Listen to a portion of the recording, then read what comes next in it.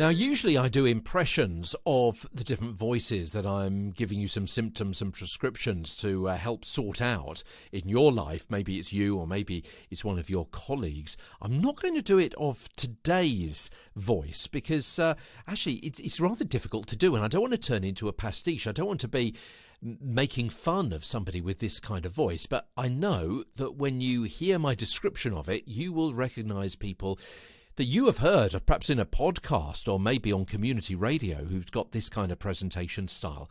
I'll explain it in a minute. First of all, let me introduce myself. Hello, I'm Peter Stewart, and I'm the host and the producer of Get a Better Broadcast podcast and Voice Over Voice. Also written about it, written all these scripts as well, nearly 1,000 of them, which are all in the archive section. Well, not all of them, because some of them are still to come, what with this being episode 954. But welcome to today's episode on the nervous voice. Yeah, a higher pitched, maybe fluttering voice, quickly snatched breaths, little variation in intonation, and regular mistakes as well. Yeah, they're all clues that somebody is a little bit nervous in their presentation. Now, we looked in some depth previously how nerves are a natural part of a performance, but reinterpreting them can be a good first step to overcoming them. See them not as nerves, but maybe an indication of excitement, a buzz, a feeling that you control, not one that controls you, and a realization that of the fight, flight, or freeze options, you're going to fight and win over this feeling, and you're going to do it with confidence. Also, physical ease produces mental ease. So consider how comfortable you are in your seat and at the studio desk. If it's hard to breathe, it's going to be more difficult to control your mouth, your tongue, your airflow. Can you breathe easily and fully? Because oxygen has a natural calming effect on the body. Here's a couple of tips. Inhale through your nose for 4 seconds. Hold for 7.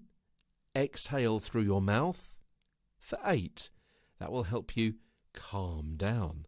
Also, some physical warm-ups will help you overcome nervousness as well.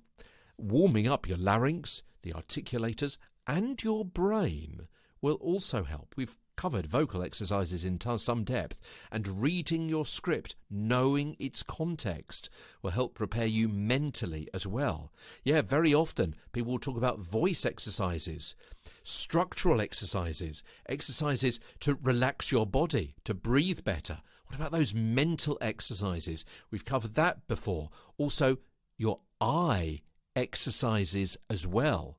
Yeah, it's very important to have good eyesight and strong eyes. And I'm not just talking about the clarity, but where your eyes go, darting around a script as you're performing, very, very important. We've looked at that before as well. There is such a whole goldmine of knowledge in all of these episodes, the like of which you'll be hard-pressed to find anywhere else. And it's all for free. So I've got a whole series on mic fright, the possible causes and potential remedies from episode 884, which may help you if you have a nervous voice. Tomorrow, noisy breathing, as Get a Better Broadcast podcast and Voice Over Voice continues.